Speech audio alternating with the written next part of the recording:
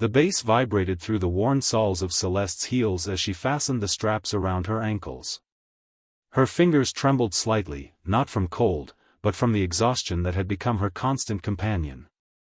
The dressing room mirror showed a woman she sometimes didn't recognize anymore, glitter scattered across sharp collarbones, dark circles hidden beneath layers of makeup, lips painted crimson to match the desperate smile she wore every night. Her phone buzzed against the cluttered counter. Rosa's message appeared, "Emma sleeping. Fever still high. We need more medicine soon." Celeste closed her eyes, fighting back tears that would ruin her carefully applied mascara. 18 months old, and little Emma had spent more time in hospitals than playgrounds. The doctors called it a chronic respiratory condition, something about underdeveloped airways. They used big words that all meant the same thing: expensive. Treatments, medications, specialists, each visit drained her savings faster than she could replenish them. Shadows and spotlights.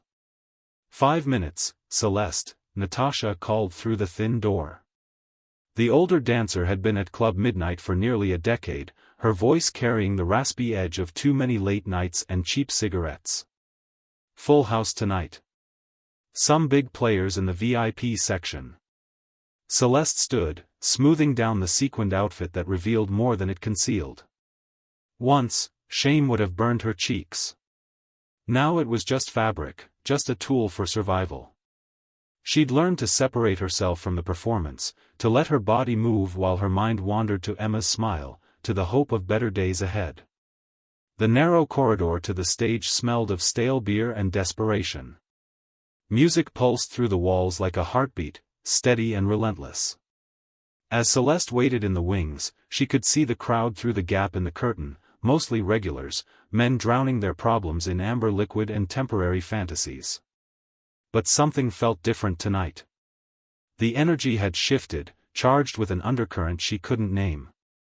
The staff moved with unusual efficiency, their postures more rigid. Even Jerry, the bartender who usually joked with everyone, kept his eyes down, focused solely on mixing drinks. The stranger's gaze. The DJ announced her stage name, and Celeste stepped into the spotlight. The familiar music washed over her, and she began to move, her body following patterns it had memorized months ago. She'd chosen this particular song because it allowed her to drift away, to think about Emma's upcoming doctor appointment, the overdue electric bill, the formula she needed to buy tomorrow. Then she felt it, a gaze that burned differently than the others. Not hungry or leering, but intense in a way that made her skin prickle with awareness. In the darkest corner of the VIP section sat a man she'd never seen before. Even seated, his presence dominated the space around him. 3 men in expensive suits flanked him, clearly bodyguards, but they faded into insignificance beside him. Dark hair swept back from a strong face, sharp jawline, and eyes that tracked her every movement with unsettling focus. Unlike the other patrons who whistled or called out, he remained perfectly still. His expression was unreadable, not lustful, not amused, but calculating in a way that sent a chill down her spine. She forced herself to look away, to continue her routine as if his presence hadn't rattled her concentration. Unexpected generosity. When her set ended, Celeste gathered the scattered bills from the stage with practiced efficiency. The tips were decent tonight, maybe enough for a week of formula if she stretched it. She was about to retreat backstage when one of the VIP guards approached. "Miss," he said quietly, extending an envelope. "From the gentleman in the corner. He wanted to show his appreciation for your performance." Celeste hesitated before accepting. The envelope felt heavy, substantial. "Tell him thank you," she managed, her voice barely audible over the music. In the safety of the dressing room, she opened it with shaking hands. Bills, crisp $100 bills, fanned out before her. She counted once, twice, 3 times, certain she'd made a mistake. $3,000. More money than she'd made in the past 3 months combined. Beneath the cash lay a small card with elegant handwriting, "For the medicine your daughter needs." Questions in the dark. Celeste's heart hammered against her ribs. How could he possibly know about Emma? She'd been so careful never to mention her personal life at work, maintaining the illusion of the carefree dancer with no responsibilities beyond the stage. Yet somehow, this stranger knew her deepest burden. "You okay?" Natasha appeared beside her, eyeing the money with raised eyebrows. "That's quite a tip. Which one of the regulars finally won the lottery?" "Not a regular," Celeste whispered, still staring at the card. "The man in the VIP corner. Do you know who he is?" Natasha's expression shifted, her usual boldness replaced by something resembling caution. "You don't know? That's Damien Kovac. He owns Club Midnight. Actually, he owns half the properties in this part of the city." She lowered her voice even further. "They say he controls everything, businesses, buildings, even some of the police. People don't cross him and walk away whole." The words should have terrified Celeste. Instead, she felt a strange mixture of fear and curiosity. A dangerous man had noticed her, had somehow discovered her most vulnerable secret, and had chosen to help rather than exploit. The path forward. That night, after her shift ended at 3 in the morning, Celeste drove home through empty streets to the tiny apartment she shared with Emma and Rosa's occasional help. The envelope of cash sat in her purse like a burning coal, potentially destructive, but capable of providing warmth and light. Rosa dozed on the worn couch, Emma curled against her chest. Both looked peaceful in the dim lamplight. Celeste gently lifted her daughter, feeling the heat radiating from her small body. The fever was worse. Standing in the darkened living room, holding her sick child while clutching money from a crime lord who somehow knew her struggles, Celeste faced an impossible choice. Accept the help and fall into debt to a dangerous man, or maintain her pride and independence while watching Emma suffer. The decision, she realized, had already been made. For Emma, she would accept help from the devil himself if necessary. She just hoped the price wouldn't destroy them both. Sunlight filtered through threadbare curtains as Celeste woke to Emma's coughing. The rough, wet sound that had become their morning alarm twisted her heart. She'd used half of Damien Kovac's money to pay for emergency medicine the night before, rushing to the 24-hour pharmacy with Emma bundled in blankets. The remaining $1,500 sat hidden in a coffee can beneath the sink, more savings than she'd accumulated in a year. Rosa arrived at 8, as she did most mornings, carrying homemade tortillas and a worried expression. "The baby sounds worse, Mija. You need to take her back to the clinic." "I will," Celeste promised, though clinic visits meant hours of waiting for doctors who could offer little beyond temporary relief. What Emma needed was a specialist, the kind whose waiting rooms had aquariums and whose treatments cost more than Celeste made in 6 months. The unexpected summons. At noon, while Celeste was preparing Emma's breathing treatment, her phone rang with an unknown number. She almost didn't answer, conditioned by months of dodging bill collectors. "Miss Rivera?" The voice was male, professional, with a slight accent she couldn't place. "My name is Vincent. I work for Mr. Kovac. He would like to meet with you this afternoon to discuss a business opportunity. I can pick you up at 2 o'clock if that's convenient." Celeste's stomach dropped. "A business opportunity? Mr. Kovac will explain everything. He asked me to assure you this is legitimate employment, nothing improper. He needs someone trustworthy for a management position." She should have refused. Every instinct screamed that accepting meetings with crime lords led nowhere good. But desperation had a way of silencing instincts. What kind of management? Property management. He owns several apartment buildings that require oversight.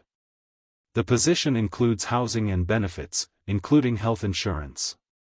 Vincent paused. "Comprehensive health insurance, Miss Rivera." The words hung in the air like a lifeline. Health insurance meant specialists for Emma, meant treatments beyond what the free clinic could provide, meant maybe, just maybe, her daughter could have a normal childhood. 2 o'clock, Celeste heard herself say. Where should I meet you? The meeting place. Vincent arrived in a sleek black sedan that looked absurdly out of place in her rundown neighborhood. He was exactly what she'd expected, tall, broad-shouldered, with the alert watchfulness of a man trained to spot threats. But his eyes were kind when he helped secure Emma's car seat. "Mr. Kovac mentioned you have a daughter," Vincent said as they drove through the city. "The building where you'd potentially work has excellent schools nearby. Safe neighborhood, parks, everything a child would need." They drove past the graffitied buildings and check-cashing shops of her neighborhood into areas where trees lined the streets and people walked without constantly checking over their shoulders. Eventually, Vincent pulled up to a coffee shop, not a chain, but a local place with warm lighting and the smell of fresh bread. Damien Kovac sat at a corner table, and in the afternoon light, Celeste saw him properly for the first time. Younger than she'd thought, maybe early 30s, with sharp features that might have been handsome if not for the hardness around his eyes. He wore a simple black sweater and jeans, nothing like the imposing figure from the club, yet somehow he commanded the space just by existing within it. Truth in daylight. "Miss Rivera," he stood as she approached with Emma on her hip. "Thank you for coming. Please, sit." Celeste settled into the chair across from him, positioning Emma in her lap. Her daughter, usually shy around strangers, stared at Damien with wide, curious eyes. "She has your eyes," Damien observed quietly. "And your strength, I think. Fighting illness at such a young age takes tremendous courage." "How do you know about her?" Celeste asked bluntly. Exhaustion and worry had burned away her capacity for polite small talk. "I make it my business to know things." He leaned back, studying her with that same intense focus from the night before. "You've worked at Club Midnight for 4 months.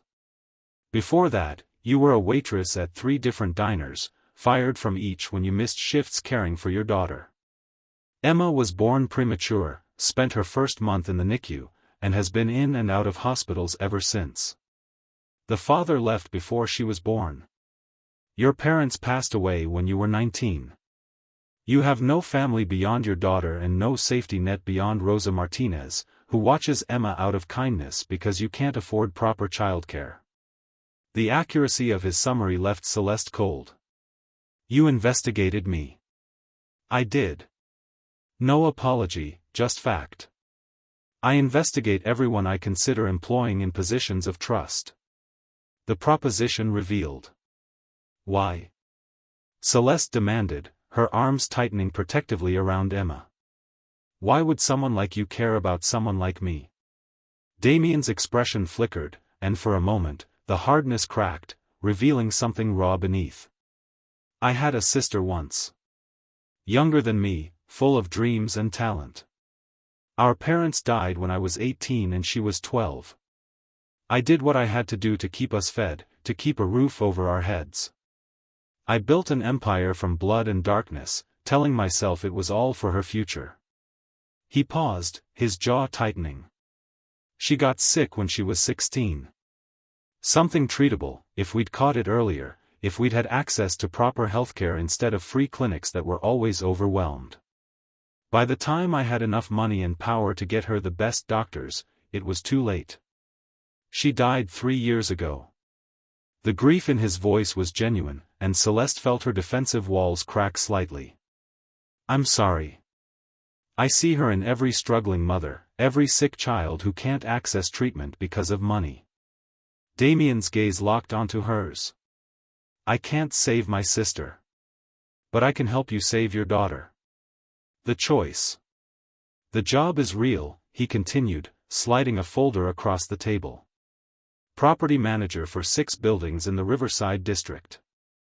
Collect rent, coordinate maintenance, handle tenant concerns. The salary is $4,000 monthly, plus the manager's apartment, 2 bedrooms, fully furnished. Full health insurance starts immediately, not after a probationary period.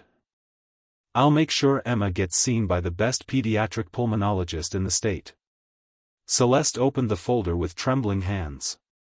Everything was there: formal job descriptions, salary breakdown, insurance details. It looked legitimate, professional, exactly as promised. "What's the catch?" she asked. "Men like you don't help people out of kindness. What do you want?" "Honesty," Damien said simply. "Loyalty. And for you to let me help without assuming I have ulterior motives." His expression softened slightly. "I won't lie and say I'm a good man, Miss Rivera. The empire I built requires ruthlessness, and I've done things that would horrify you. But I don't prey on vulnerable women, and I don't help people with expectations of repayment beyond the work I'm hiring them to do."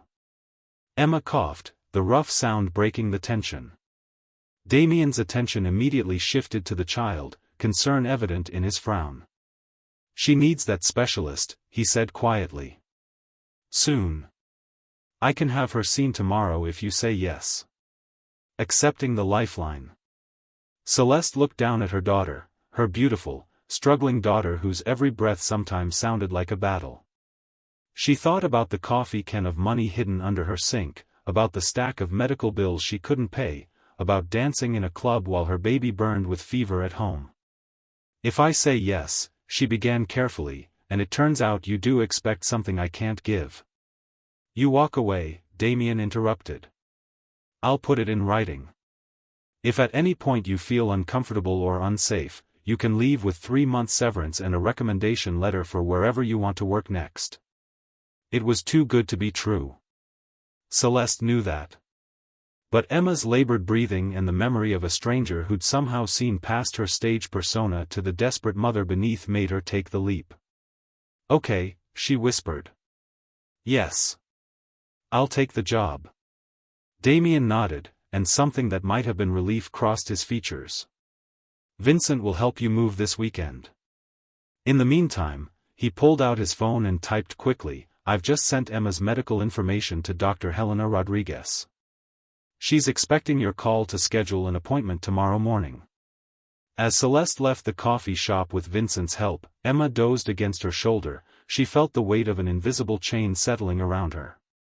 She'd accepted help from a dangerous man, stepped into a world she didn't understand. But Emma was going to see a specialist. Her daughter was going to get proper treatment. Whatever price she'd eventually have to pay, it would be worth it. The apartment building in the Riverside district looked like something from a different world. Clean brick facade, actual flowers in window boxes, a security entrance that required a code. Vincent helped carry boxes while Celeste stood in the manager's apartment, holding Emma and trying to process the transformation. 2 bedrooms with actual doors that closed. Windows with screens that weren't torn. A kitchen with appliances that all worked simultaneously. The furniture was simple but clean, a far cry from the Salvation Army cast-offs she'd grown accustomed to. Emma's new room had pale yellow walls and a crib that looked like it had never been used. "Mr. Kovac wanted everything ready before you arrived," Vincent explained, setting down the last box. "There's a washer and dryer in the closet there. High-efficiency models, good for baby clothes." Rosa arrived an hour later, her eyes wide as she surveyed the apartment. "Mija, this is like a palace. That man, this Damien Kovac, he must think very highly of you." "He's my employer," Celeste said firmly, though the words felt incomplete even as she spoke them. "This is just part of the job." But it wasn't just the job, and they both knew it. Employers didn't arrange emergency specialist appointments or send personal drivers to help with moving. Employers didn't know about sick daughters before being told. The doctor's miracle. Dr. Helena Rodriguez's office occupied the top floor of a gleaming medical building downtown. The waiting room had the promised aquarium, plus leather chairs and magazines less than 6 months old. When the doctor examined Emma, she spent 45 minutes instead of the rushed 10 Celeste had grown used to at the free clinic. "Her airways are definitely compromised," Dr. Rodriguez explained, showing Celeste X-rays on a large screen. "But this is treatable. We'll start with a course of targeted medication, not the generic stuff from the clinic, but something specifically designed for pediatric respiratory issues. We'll also set up regular breathing treatments with a home nebulizer." I want to see her weekly for the first month, then we'll reassess. How much? Celeste started, her stomach already nodding. Your insurance covers everything, Dr. Rodriguez interrupted gently. Mr. Kovac made sure of that. He called personally to ensure Emma would have access to whatever treatments she needs. That night, with Emma sleeping more peacefully than she had in months, Celeste sat on her new couch and cried. Relief, exhaustion, gratitude, and a creeping unease all tangled together. Damien Kovac had kept his promises, had given her daughter a chance at health. But the question remained, why? Shadows return. Managing the buildings proved easier than expected. The tenants were mostly working families and young professionals who paid rent on time and rarely caused problems. Celeste spent her days handling maintenance calls, showing vacant apartments, and slowly building a rapport with the residents who appreciated having a manager who actually cared about their concerns. Emma thrived. After 2 weeks of treatment, her coughing decreased dramatically. After a month, she was laughing and playing like the toddler she should have been all along. Rosa watched her during the day while Celeste worked, and for the first time in Emma's short life, Celeste felt like they were building something stable. She hadn't seen Damien since their coffee shop meeting. He called once a week to check on Emma's progress and to discuss any building issues, but always kept the conversations brief and professional. Celeste told herself she was relieved by his distance, that his absence proved this was truly just a job. She was lying to herself. The threat. It happened on a Wednesday evening. Celeste was in the basement, checking on a reported leak in the laundry room, when 3 men she didn't recognize entered through the security door someone had left propped open. They moved with the predatory confidence of people used to intimidating others. You're Kovac's new pet, the tallest one said, his smile showing too many teeth. Pretty little dancer he's playing house with. Celeste's blood turned to ice. I'm the property manager. If you're not residents or here for legitimate business, you need to leave. We're here for very legitimate business. He stepped closer, and she caught the smell of cigarettes and something sharper, violence waiting to happen. You see, your boss has been expanding into territory that doesn't belong to him. We've tried sending messages through proper channels, but Damien Kovac doesn't listen. Maybe he'll listen if we send a message through you. The other 2 men flanked her, cutting off escape routes. One of them pulled out his phone, snapping a photo. Sweet kid, you got upstairs. Emma, right? Would be a shame if something happened while you were down here dealing with maintenance issues. Terror crystallized into rage. Celeste grabbed a wrench from the nearby toolbox, her hands steady despite her hammering heart. Touch my daughter and I'll kill you myself. Damien's protection. She never got the chance to use the wrench. The basement door crashed open, and Vincent appeared with 2 other men. The confrontation was brief and brutal. Celeste's would-be attackers were subdued and dragged out within 90 seconds. Then Damien was there, moving through the doorway with deadly purpose. Are you hurt? His hands gripped her shoulders, eyes scanning her for injuries. The professional distance he'd maintained for weeks had evaporated entirely. They threatened Emma, Celeste whispered, the wrench still clutched in her white-knuckled grip. They knew her name. They knew where she was. Damien's expression darkened with fury so intense it was almost physical. They won't threaten anyone ever again. He turned to Vincent. Get Celeste and Emma to the safe house. Triple the security here and at Rodriguez's office. I want identities on those 3 and everyone connected to them within the hour. Damien, Vincent started. Now. The single word carried absolute authority. The truth revealed the safe house was actually a penthouse apartment with panoramic city views and security measures that would have impressed a military installation. Rosa arrived with Emma within the hour, the baby sleepy and confused but safe. While Rosa settled Emma in one of the bedrooms, Damien poured Celeste a drink she didn't want but drank anyway. I should have anticipated this, he said, staring out at the city lights. My enemies saw you as my weakness before I did. What does that mean? Celeste demanded, her fear transmuting into anger. You said this was just a job. You said you weren't expecting anything from me. It was supposed to be. He turned to face her, and the raw emotion in his expression stole her breath. I was supposed to give you a job and help your daughter and maintain professional distance. That was the plan. Watch from afar, ensure you both stayed safe and healthy, never let myself care too much. And now? Now I've fallen in love with a dancer who took my money and my job offer but never stopped looking at me like I might be the monster under her bed. Damien laughed bitterly. Now my enemies know I'd burn the entire city to keep you and Emma safe, which makes you the most valuable leverage against me in existence. The impossible decision. Celeste should have been terrified.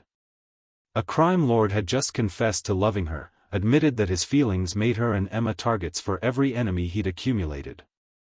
The rational choice was to run, to disappear before the violence of his world consumed them. But Emma was healthy for the first time in her life. They had a real home, stability, security. And somewhere in the past months, between phone calls about leaking faucets and weekly reports on Emma's progress, Celeste had stopped seeing only the dangerous crime lord and started seeing the man who'd lost his sister and couldn't bear to watch another child suffer. I didn't ask you to love me, she said quietly. I know. I didn't ask to fall in love with you either. The word surprised her as much as they clearly surprised him. But somewhere between the impossible job offer and watching you memorize Emma's medication schedule, I did. Damien crossed the room in 3 strides, cupping her face with hands that could destroy but touched her with infinite gentleness. I can't offer you a normal life, Celeste. My world is dangerous, and the people in it are worse. But I can promise you that no one will ever threaten you or Emma again. I'll die before I let anyone hurt either of you. That's not reassuring, she whispered, even as she leaned into his touch. It's the truth. That's all I have to offer, brutal honesty and absolute protection. Choosing love in darkness. Celeste kissed him then, making her choice with action rather than words. It was reckless and probably foolish, binding herself to a man whose enemies had already marked her as a target. But love had never been logical, and desperation had taught her that sometimes the most dangerous choice was the only one that offered hope. When they finally broke apart, Damien rested his forehead against hers. I'll make sure you're safe. Whatever it takes.